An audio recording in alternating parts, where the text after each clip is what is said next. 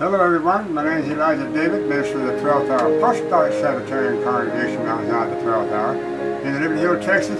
Today is August 5, 2013, or is 8/29, 2017. We will start our first service today with a song entitled, Is My Name Written There?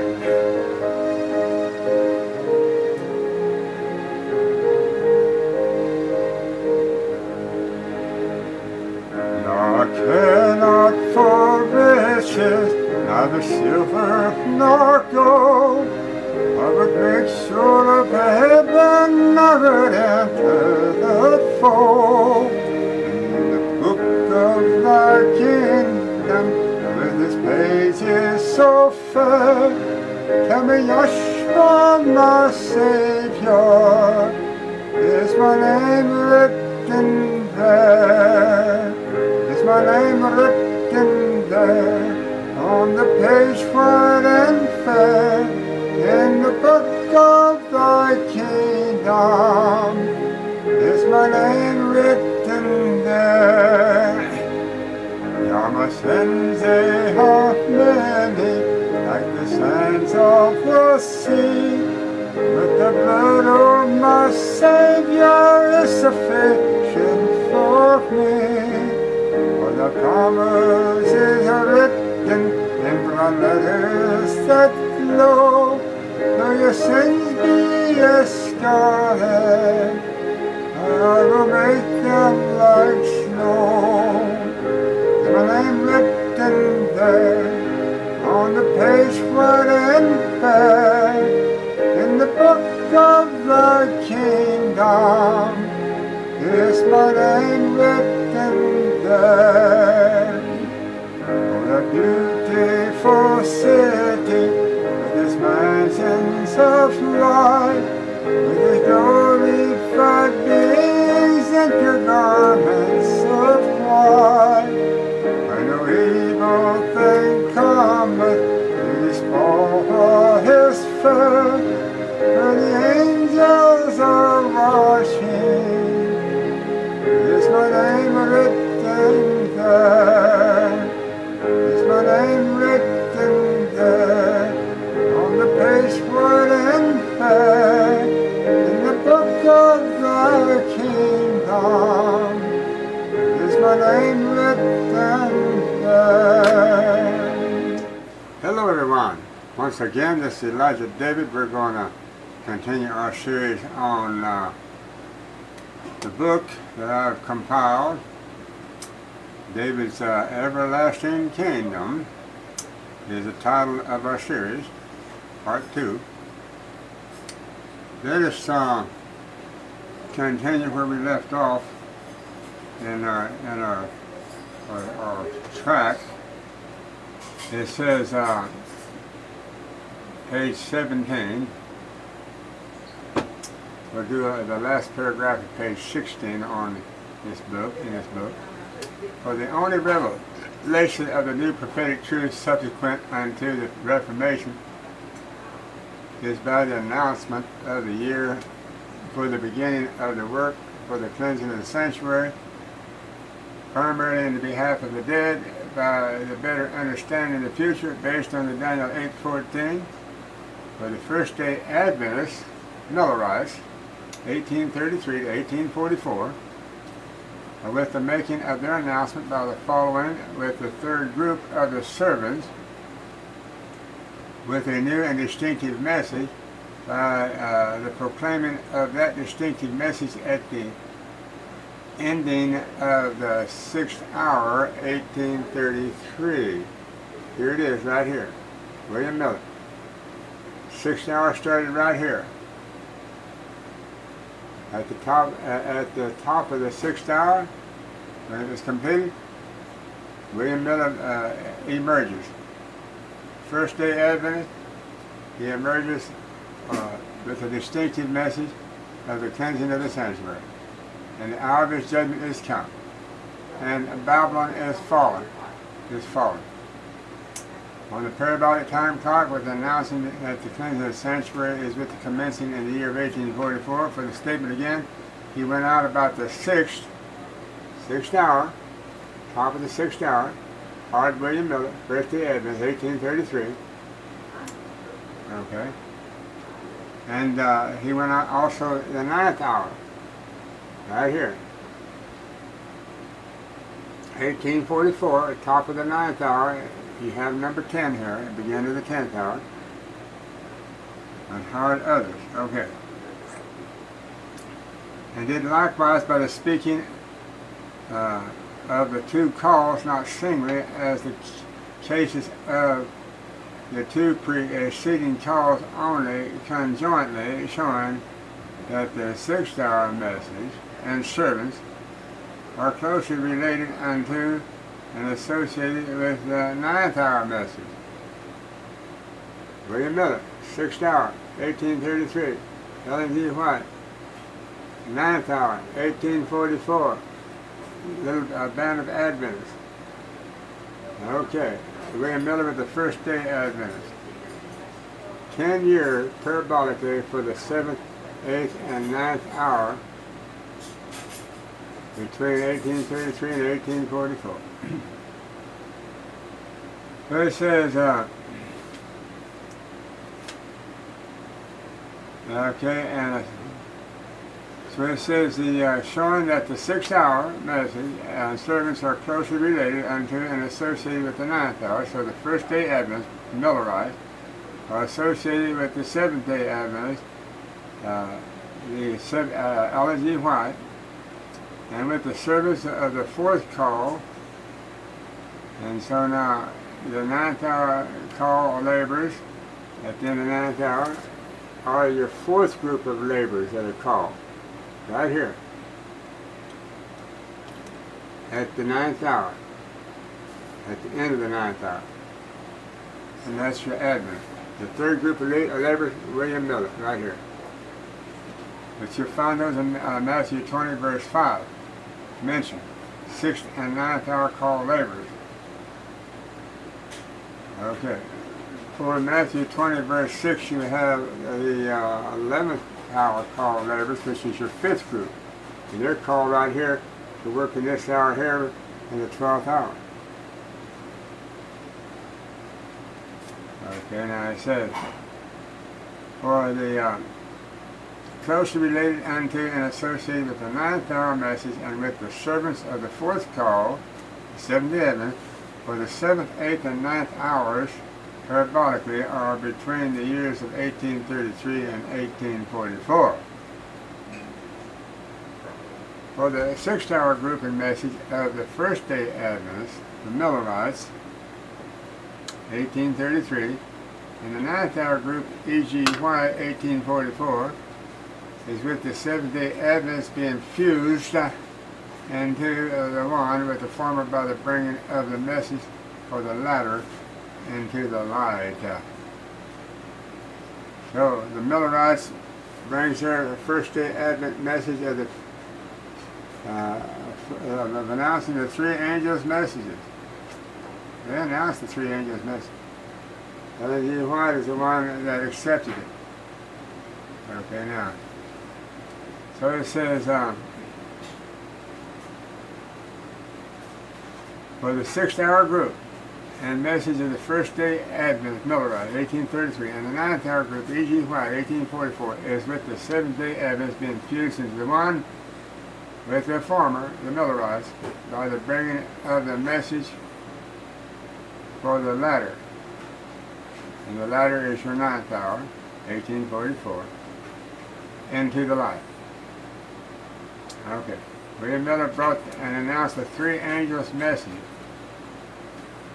And Ellen G. White accepted his message of the 3 angels' messages.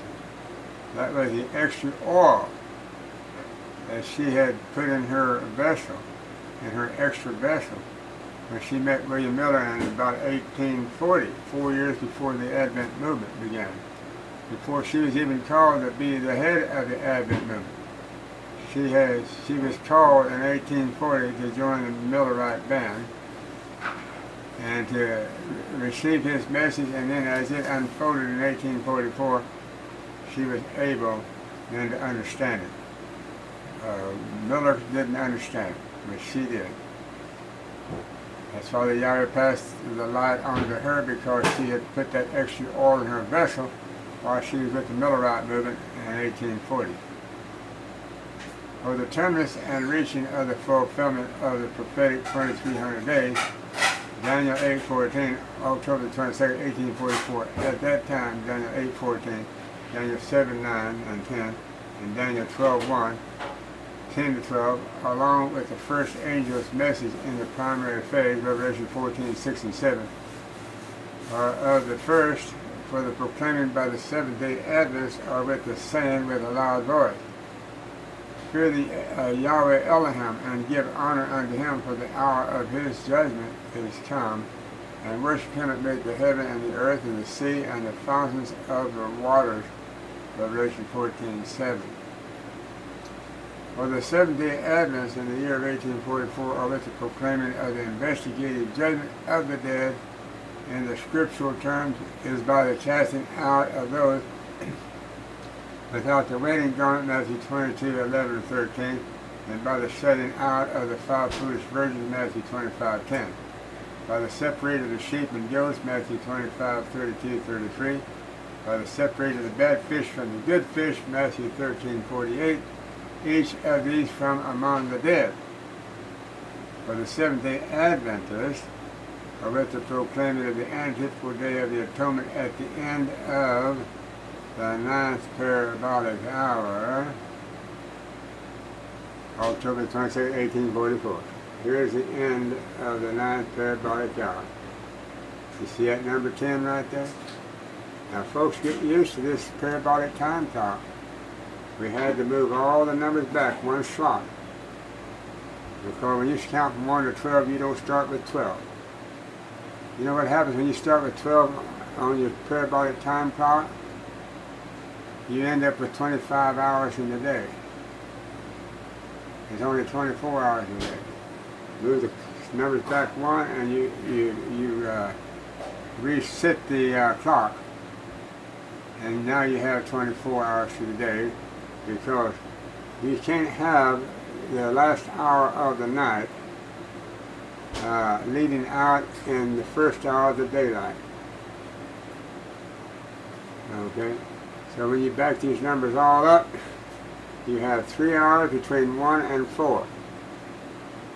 Now should hung on the cross at the top of the 3rd hour, where you see it's number 4 at. Folks, this is all new. Now it says in Daniel 7:25, he thought to change times and laws. Now I got a little secret for you, all of you Gilead folks that are still clinging and holding on to Brother Stubby Johnson. He brought forth the creation calendar, true, and restored the feast days to the Sabbath. Put them all together and published us a creation calendar, an instrument whereby we could have every year to know exactly the correct time for keeping all the holy days during the year. And that's all he restored. Because of that. The second thing that he should have restored, but he didn't know to, was this 12-hour parabolic time clock on your wall. Everyone that's looking at your clock on the wall, move all your numbers back one, put 1 in the place of 12. That way you have 12 hours in the day, and not the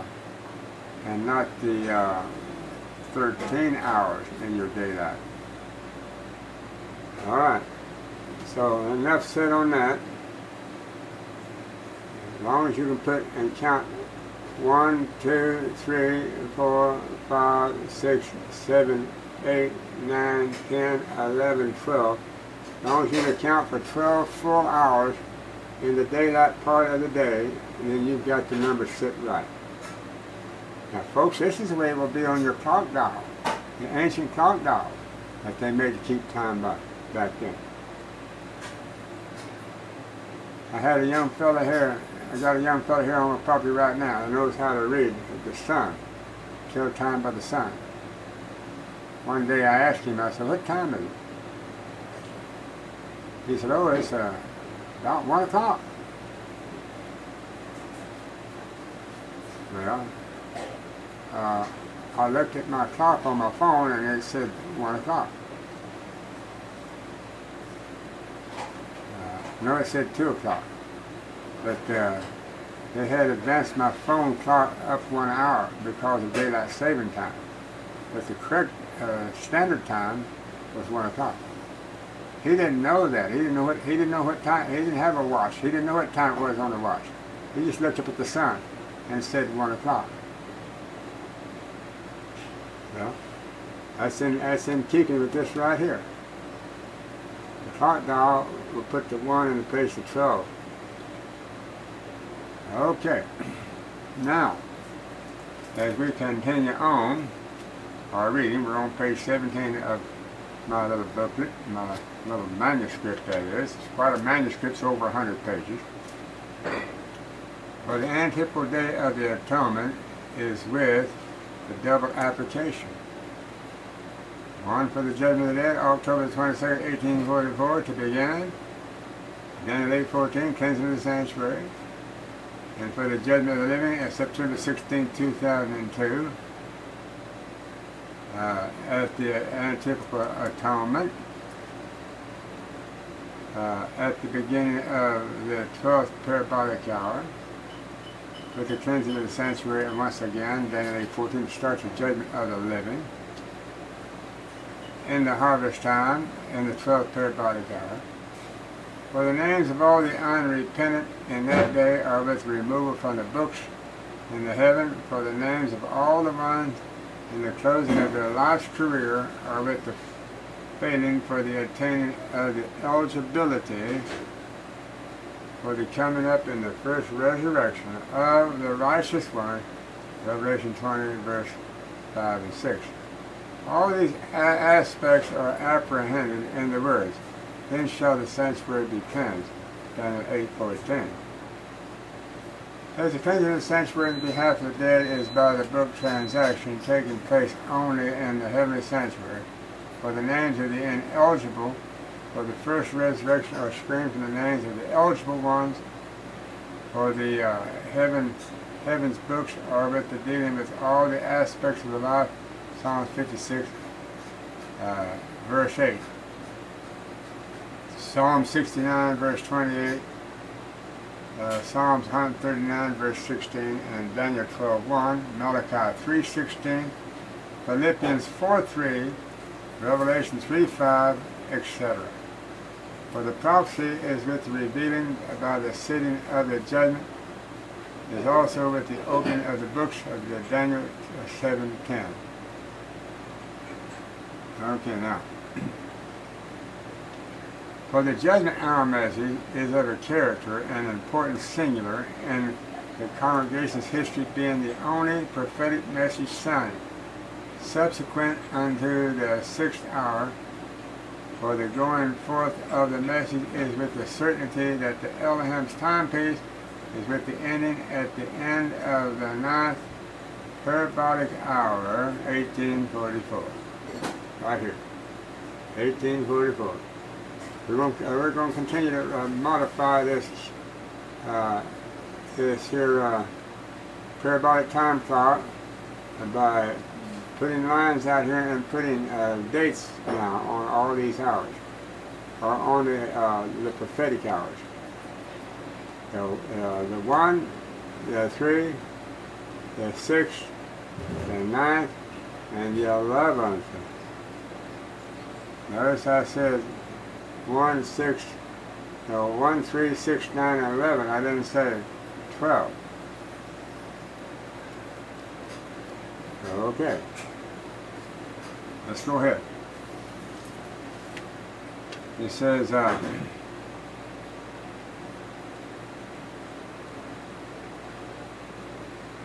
it says, for the 9th hour group in the parable can be none other than the Seventh-day Adventists, who were then on the foot with the proclaiming that the judgment is sit and the books are open, Daniel 7:10, and that anyone who then, during the antipodal day of the atonement for the dead, is found among the dead, with his sins unconfessed, with his soul not afflicted, and without the wedding garment, would be cut off from among his people. Matthew 22, 11, 13. Leviticus 23, 29. In the brief, with the message declaring that the separation in the congregation of the dead is in the process. Okay. Folks, we got new revelations breaking here, and I guess I'll have to study and add some extra into my booklet. Now, down in Kermit, Texas, 1970-2003, we were working in the 11th parabolic hour, right here. Between 11 and 12, we were working there. 1970-2003. And as the ancient typical Esau was spiritually dead for 30 years after his birth, despising his birthright. And so Jacob, realizing this, because Jacob is spiritually alive, and his spiritual twin, his twin brother Esau, is spiritually dead. There was a judgment day. That was judgment day when Jacob deceived Esau out of his birthright. That was judgment day for that household. And Esau was cut off. When his father said, "No, I don't have a blessing for you, Esau. I don't have anything for you." So he wailed, and he started with tears. He prayed, and he found no place of repentance. Probation closed. Judgment of the dead had taken place with Esau. And you have a judgment all through the ages on any situation. You usually have a judgment to separate the spiritually dead from the spiritually alive. Pay close attention. We're going to really make a subject out of that and really deal with that. For the first time is with the parable blaze with the light that only the eye that is hopelessly gone out in the dungeon darkness and fail to see distinctly that the message that we Seventh-day Adventists were entrusted with in the year of 1844 at the 9th hour is not of the 11th hour message, not of the message of the judgment of the living, only of the judgment of the dead. Page 22. Okay.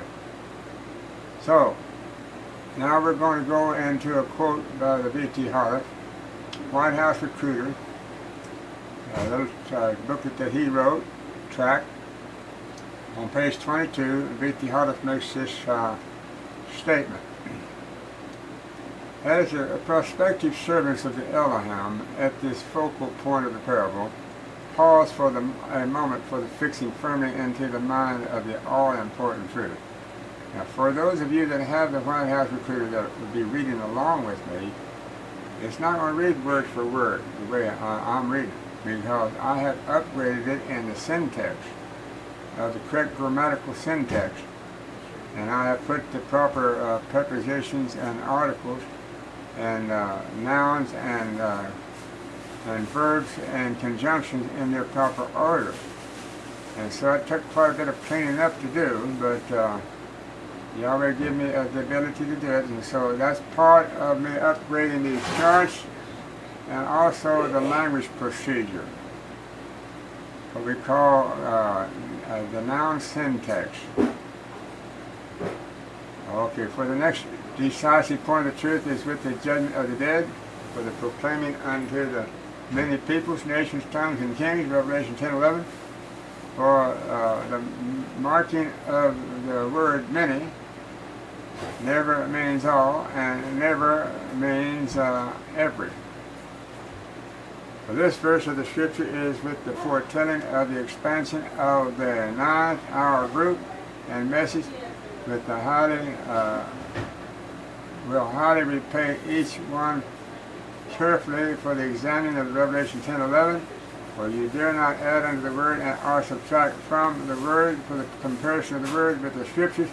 For the following is with the foretelling of the expansion of the 11th hour group with the message and you will have the whole truth in the reference unto the finishing of the work.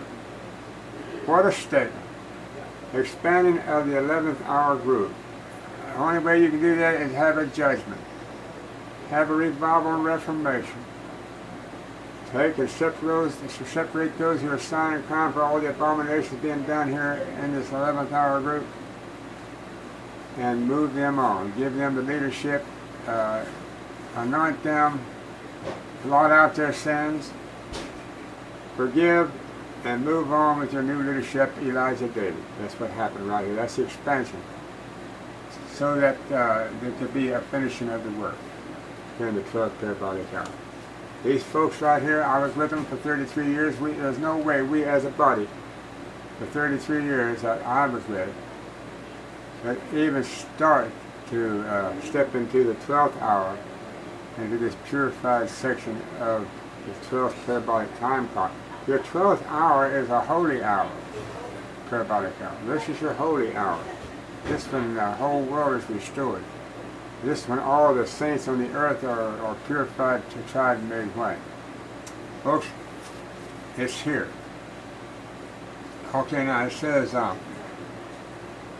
the time has finally come for the recruiting of the Yahweh's 11th hour servants in the year of 2002 is with the unfolding of this priceless parable, and for the first time is with the plainly seen that the judgment of the dead is for the proclaiming unto the many nations and people from 1844 to 2002, and Rhoda Johnson brought the end of the proclaiming of the judgment for the dead for the world and unto many people, fulfilling Revelation 11, where it says you must prophesy again before many people and nations. Rhoda Johnson had a judgment message. He's the only one of the three feeding pastors of the Seventh-day Advent that had the judgment hour message. Being antipodal Esau, despising his birthright, caused him not to do the full restoration of restoring time and order. Then the 725 says the man of sin thought to change times and laws. This is one of the most key important times that could have ever been changed, to have changed and put that 12 in the place of 1. That's for all your clocks on the wall. You have 12 at the top of it. And when you count, and then when the 12 strikes at midnight, you come to here, you said, okay, we just finished 12 hours. No, you haven't. You still got one more hour to go until you reach 1, right over here. Until you reach 1. And then you finish 12 hours. But that 1 is 1 o'clock in the morning, 1 hour past what we call midnight, 12 o'clock. Midnight is right here at 1. Okay, now. Okay, now it says that for the inspiration is with revealing that the judgment of the living is for the proclamation unto all nations and unto every people on the earth. Okay. And I saw another angel fly in the midst of heaven, having the everlasting plan of the salvation. And I'll put that everlasting plan of the salvation. I'll go ahead and put the word in there, gospel. And then I'll put parentheses, everlasting plan of the salvation. And I saw another angel fly in the midst of heaven, having the everlasting gospel,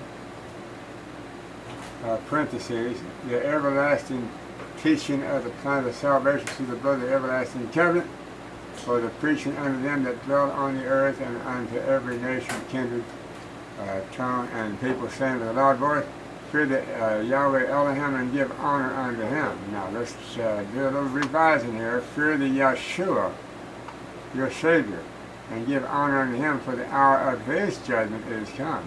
Now when we study about Yeshua, when he comes to reign upon the throne of David, Luke 1:32, for the Father in heaven hath given unto his Son here on earth, when he comes back, the throne of his earthly father David. And it's that everlasting throne. And if it wasn't an everlasting throne, Yahshua would not sit upon it. So he says, Yahshua then, it says he becomes a judge. That's when he is appointed the judge of this world. He's been a priest and a mediator up to then. Now he's a judge. It's a whole different ball game, folks. So it says, for the hour of Yahshua's judgment is come, and worship him. Now it's time to worship Yahshua, and you worship him. Through him is how you also worship the Father conjointly at the same time. And worship him that made the heaven and the earth and the sea and the fountains of the waters. Revelation 14, 6, and 7. So we can truthfully say that Yahshua also was co-creator of the heaven. Well, I say the heaven. Well, yes, I believe he was. And earth and the sea and the fountains of the water. Now when you go to Hebrews chapter 1, it confirms that what I just said. He's a co-creator. Well, now when I say heaven, we're talking about here in this atmosphere that we live in here. We have the heaven where we have 11 other planets that belong to this planet, making it 12, right here in our solar system. Yes, that was created after the heaven and the heavens was created. Well, Yahshua is the beginning of the creation of Yahweh. And Yahweh had to have his own heaven and abode in heaven first to have a place that he could do, he could create the angels and so forth. He had to have a planet up there, so he created that. But Yahshua is his first creation up there. Okay. So now he says that in Hebrews 1, he says, Elohim, who at sundry times and in divers manners spake in times past unto the fathers by the prophets, hath in these last days spoken unto us by his Son, whom he hath appointed heir of all things, by whom also he made the world. By whom? Yahweh the Father created the world by his Son, Yahshua. There it is. Hebrews 1, verses 1 and 2. Confirmation. So it says that for the servants of the 11th hour call, those are that of the fifth group. That's the group that I'm been put in charge of. Matthew 20, verse 6. The fourth group is Matthew 20, verse 5, the Advent. Matthew 20, verse 6 is your fifth group called at the top of the 11th hour, and here it is, right here. When it struck 12, when the 11 closed out here in 2002, you had 12. Began. Okay. That's your 11th hour call labors, because I worked in the 11th hour for 33 years. So this can be truthfully said that I was an 11th hour call laborer. Because when I started working in 1970 at the beginning of the 11th hour, I was called out of the Adventist church where I was standing idle. And Yahshua come and hired me out of the Adventist church in 1970. And he said, why stand you here all the day idle? And I said, because no man hath hired me. He said, go you work also in the vineyard, whichever is right I will give you. So I went to work. I was also called at the end of the 10th hour, right here. 10th hour ended right here in 1970. I had labored in the 10th hour in the Adventist church. Not the shepherd's rod, even though the shepherd's rod was in the 10th hour. Holy in the 10th hour. I fought against the shepherd's rod. Instead of joining them, I fought against them in the 10th hour. I stayed in the Adventist church. That's how come I was standing idle when Brother Johnson come along to start. But Brother Johnson had been working in with the shepherd's rod in the 10th hour, so he wasn't standing idle. He automatically inherited the leadership to start the 11th hour. And not me. I was still in the Adventist church, fighting against the Shepherd Rock. Yahshua come and hired me out of the Adventist Church to join Brother Johnson at the 11th hour. So I was the one standing idle at the beginning of the 11th hour, 1970. But I wasn't standing idle, as I taught you before, that I was standing idle at the end of the 11th hour. No, I wasn't. I was working full bloom in the 11th hour alongside Brother Johnson. We were having a lot of conflict, but I was still there, and we were getting along enough to where we were able to carry on our work together. So, now, when the 12th hour struck, I had my extra oil right here in the 11th hour. Now, I was able then to enter into the 12th parabolic hour with that extra oil that I received during the 11th hour. So it says, for the servants of the 11th hour call, or with the escaping of the cutting off, the Leviticus 23:29, at the time with the first judgment, 1 Peter 4:17. And I should also put Isaiah 66:19 in there. Okay, because I am part of that escaping of the remnant at the closing of the judgment for the dead, 2002. I was the first one to have escaped the judgment of the dead. My wife and Alan DeLong, we were the first three people that escaped the judgment of the dead, to start the judgment of the dead. And to fulfill Isaiah 66:19, where it says, I will send those that escape of them to the nation to get their brethren. So I will call forth the 144,000, when the 144,000 Yahshua at the head of it comes and joins the house of David, then he's going to commission us to go to all the nations to get our brethren. So it says, for the 11th hour, for the service of the 11th hour call, the number 5, Matthew 20, verse 6, or with the escaping of the cutting off, shown there in Leviticus 23:29, at the time with the first judgment of the 1 Peter 4:17, beginning at the house of the Elohim at Gilead Center in Kermit, Texas, 2002.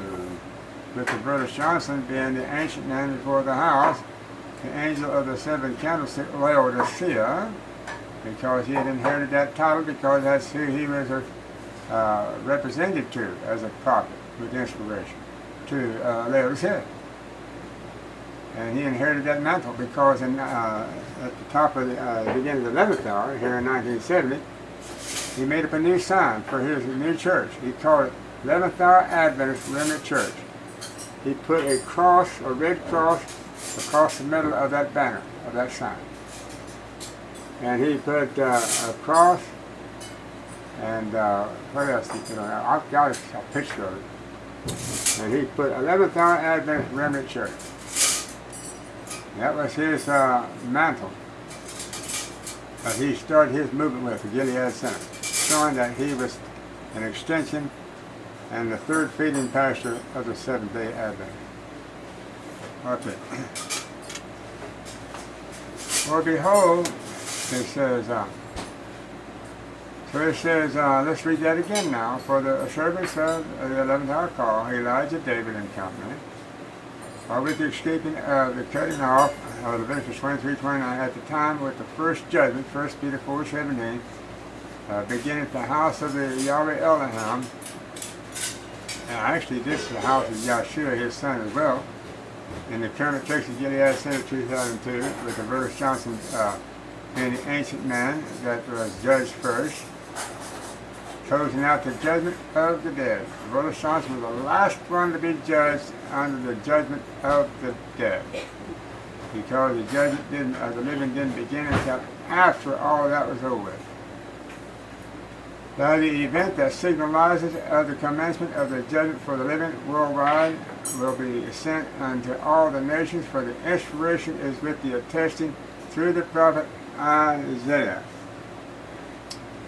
For behold, the Yahshua will come with a fire, and with his church like a whirlwind, for the rendering of his anger with the fury, and his rebuke with the flames of the fire. For by the fire and by his word will he plead, Yahshua plead with all flesh, and the slain of the Yahshua shall be many. Now remember, the New Testament name for the New Testament scriptures is Apollyon. That's a Greek word. meaning exterminator of all of his enemies, and that's another scriptural name for Yahshua, Apollyon in the Greek. And the scriptural name for Yahshua in the Old Testament is Abaddon, that's Hebrew, meaning destroyer of many of his enemies. But in the New Testament, he's a destroyer of all of his enemies. Okay. So now, it says, and I will set a sign among them, and I will send those that escape of them unto the nations, unto Tarshish, Pul, and Lud, that draw the bow to Tubal and Avon, and unto the isles afar, that have not heard my fame, neither have seen my honor, and they shall declare my honor among the Gentiles, and they shall bring all your brethren for an offering unto the Yahweh out of all nations upon the horses, and in chariots, and in litters, and upon mules, upon the mules, and upon the swift beasts, unto my holy sanctified mountain, Jerusalem, saith the Yahweh, as the children of the Israel bring an offering in a clean vessel into the house of the Yahweh, Yahshua, Isaiah 66, 15, 16, 19, and 20. For these solemn words with the Yahshua's warning that the slaughter at the antitypical Passover, Testimony Volume 5, page 211, page 505, Testimony Volume 1, page 190 and 198, is with the taking place among those who are of the household of the Yahshua. Now keep in mind that when Yahshua came to earth the first time, those of his household were the disciples. Today it's 144,000 in the house of David. For the congregation with the escaped ones are sent unto the Gentiles, who as yet have not heard of the Elohim's fame and honor. For the 5 angels with the executing of this slaughter are for the taking away from the congregation of the Seventh-day Adventists of the unrighteous. Those who are figuratively depicted in the one instant as the bad fish, and in another instant as the guest not having on the wedding garment. Let every serious-minded reader pause for a moment and understand that the saying of the inspiration. For the Isaiah 66, 19, 20 reads that the ones with the escaping of the slaughter of the Isaiah 66, 15, and 16 are for the sending as the harvesters unto their brethren, the Gentiles, in the islands and the nations afar, without the knowledge of the Elohim. Okay. For the remaining ones, by the escaping of the elect, is of the Elohim's remnant, and are the first fruits of the harvest as his guileless servant, 144,000. For they are the only ones by the declaring of the scriptures that can bring of their brethren from all nations in a clean vessel unto the house, or unto the purified house, white house of the Yahshua.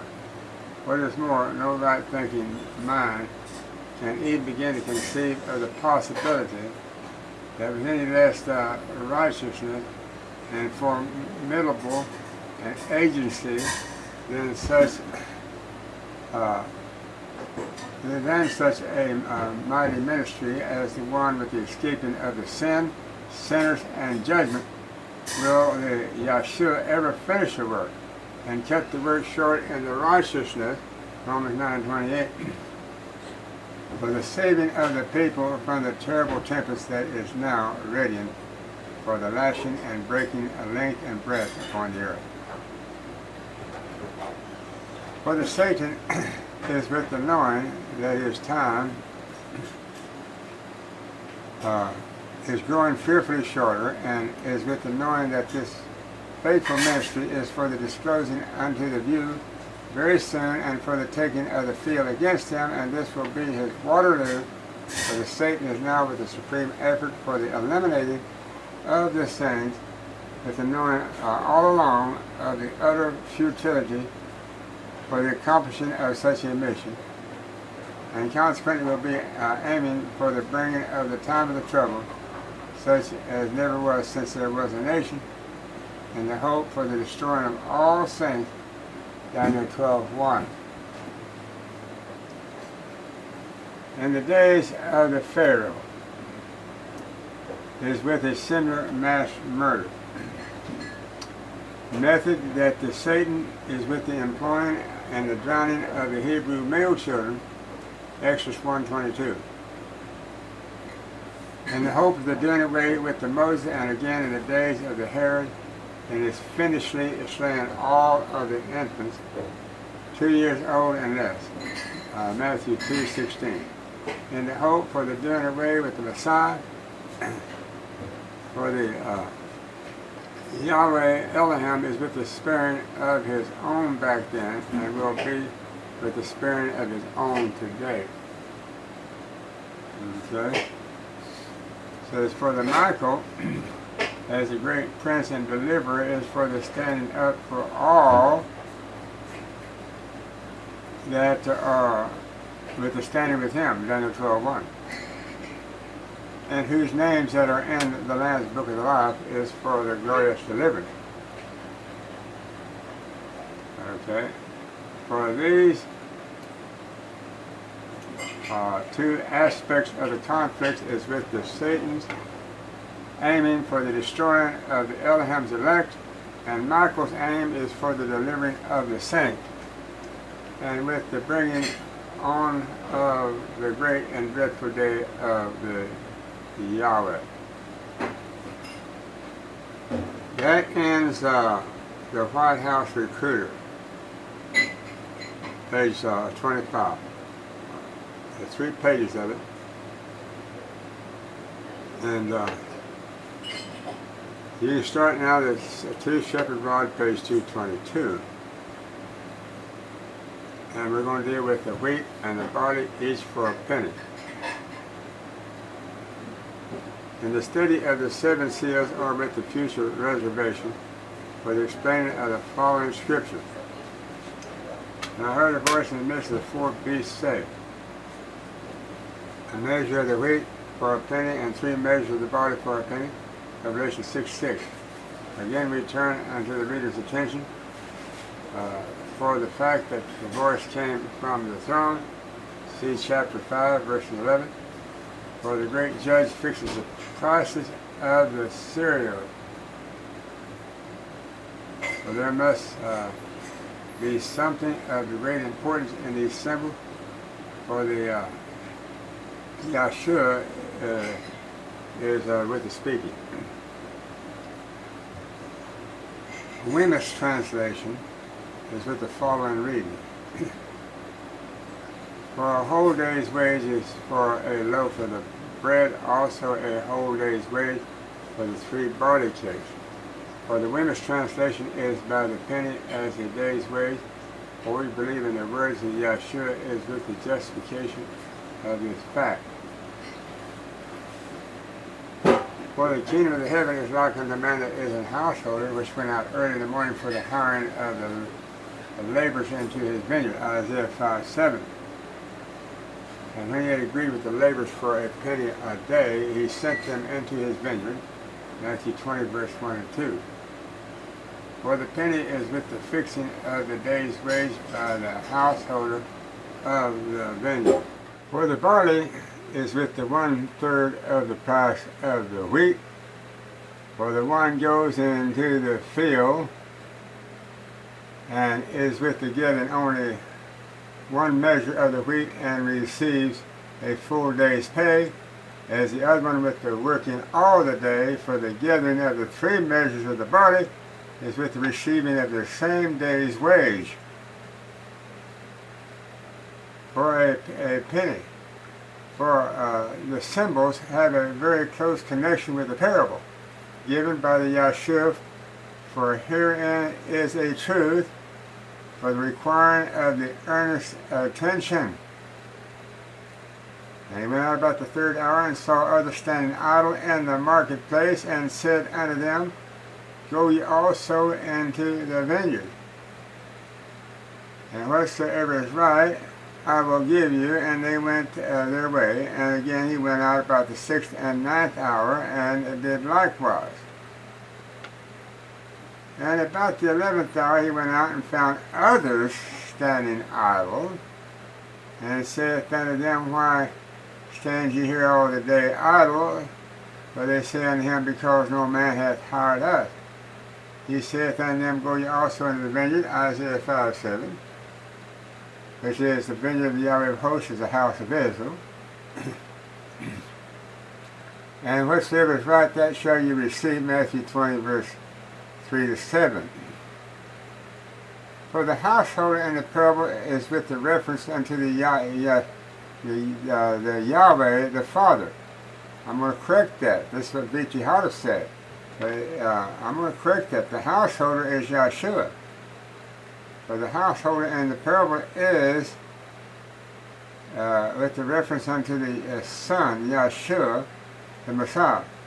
For the parable is for the revealing of the kingdom of the heaven, in which he inherited the seat of the throne of David. Luke 1:32 tells us that Yahweh the Father has given unto his Son the earthly throne of his earthly father David. Okay?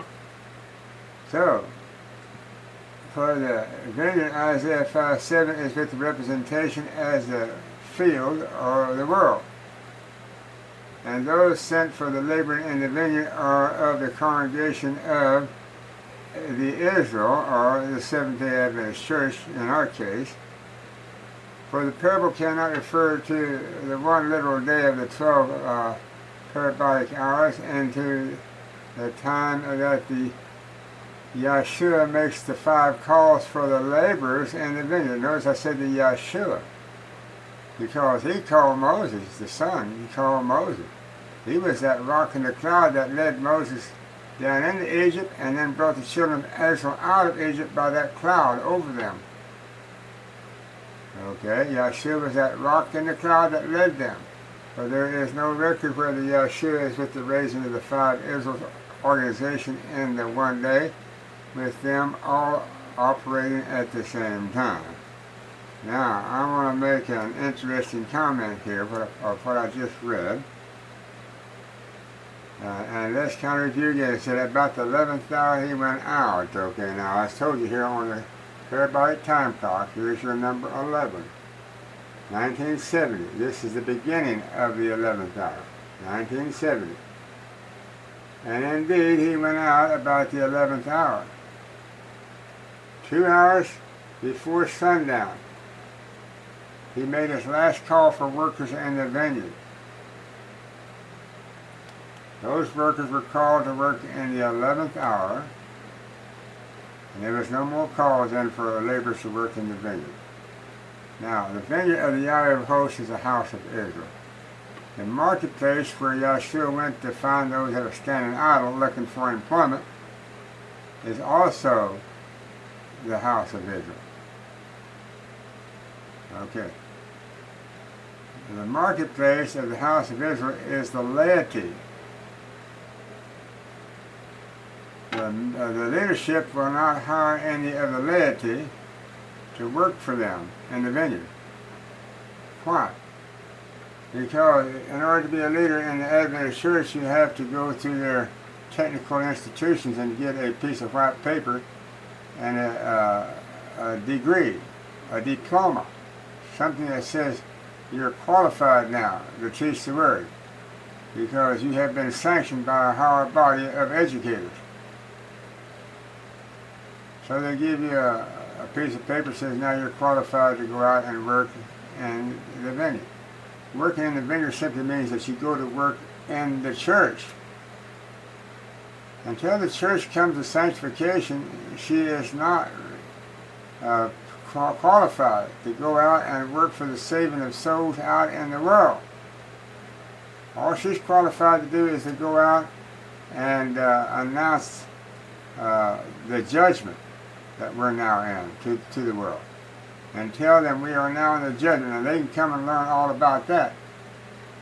But if the church is not sanctified and all the workers are sanctified, then they need to work for each other to sanctify each other until they get everybody, a member of the congregation, sanctified, and then send workers out. That's the way the disciples did. They became sanctified on the day of Pentecost, all of them. And then the 3,000 that joined them that day of Pentecost also became sanctified and purified. Those are the only ones that are qualified to go out and work in the world for the lost brethren out in the world. But up until then, the disciples were commissioned to go and work only in the house of Israel to bring forth the sanctified people. Well, that's what it's all about today. So, as we go on now, it says, for the 5 calls of the parable must extend over a period of the world's history in the connection with the Israel's congregation, and for the period that the Yeshua is with the allegorically comparing as a 12-hour day, for he is with the hiring of the laborers on 5 different occasions. Okay, what are those 5 different occasions? Early morning, the first hour of the 12-hour parabolic day. You start with number 1. Moses, down in Egypt, delivering the children of Israel out of Egypt 1500 BC, out from the bondage of Egypt, out of the bondage of sin, from under Pharaoh, the king of Egypt. First hour. The last hour of the night is your 12th hour. Here it is right here. When it strikes 12 o'clock, you've still got 1 hour until sunrise. The 12th hour of the night is 1 hour before sunrise. So, you start counting the sunrise, the first hour of the daylight, you start counting with 1. And then when you finish counting over here the 12th hour of daylight, you're back to 1 again. And you have successfully counted 12 full hours. 12 full hours get full credit of daylight. This is new, folks. All of our clocks in the future one day is going to all read this way. You start with number 1. Your clock on the wall, you're going to see that where that 12 is, you're going to see number 1 there one day. But we're going to straighten that clock out. Universally. Worldwide. Okay, so for the 5 calls in the parable must extend over a period of the world's history in connection with Israel's congregation, and for the period that the Yeshua is with the allegorically comparing as a 12-hour day, for he is with the hiring of the laborers of the 5 different occasions. Now, here you are. He hires them at the first hour, early morning, Matthew 20, verse 1, 2, and 3. At the 3rd hour, right here, the 3rd hour that occupies Yeshua and the Pharisees at the cross. Yeshua had 33 years. Okay. So at the beginning of the 3rd hour in Yeshua's day was at his birth. At the ending of the 3rd hour was his crucifixion at number 4. He started out here at the beginning of number 3. When number 3 topped out here, 33 and a half years later, parabolically, then he finished off the 3rd hour by his crucifixion. There's your cross right there. But it's the beginning of the 4th hour, parabolic hour. Okay. But count the hours between 1 and 4. You got 1, 2, 3 hours. So you see the 3rd hour occupies this space right here between 3 and 4. When the 3rd hour ends, then Yeshua is hung on the cross at the 3rd hour also of the day. Yeshua dies at the 9th hour of the day. Here it is right here on your clock. 6 hours later, he dies. The 9th hour ended right here at 10. So this is where he died at, right here. When the 9th hour was completed, marking the 9 full hours of daylight, Yeshua died here when the clock struck 10 of the afternoon. Alright. Well, it's very interesting. It looks like we're getting close to the end of our service this day. We're going to close the service now with a song. Another song that I have written entitled, If You Learn to Follow the Pattern.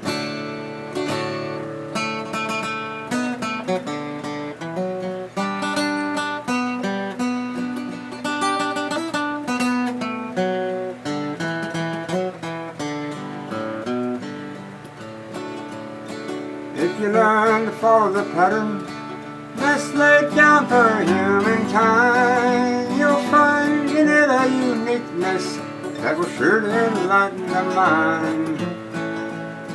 For there's nothing quite like it as you learn to follow on. And when you get to Canaan's land, you will feel who's right at home. Each day you meet a few people who needs a helping hand, for it has always been that way. It's not hard to understand that life wasn't meant to be easy.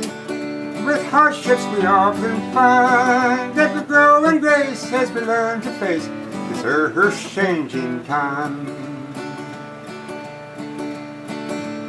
But a Heavenly Father has promised, if we finally overcome, that He will take us to His house and make us feel at home. But a Heavenly Father has promised, if we finally overcome, that He will give us our heart's desires and the souls which we have won. And when this life on earth is over, we won't be left alone, for He will take us to His house and make us feel at home. That is, if you learn to follow the pattern.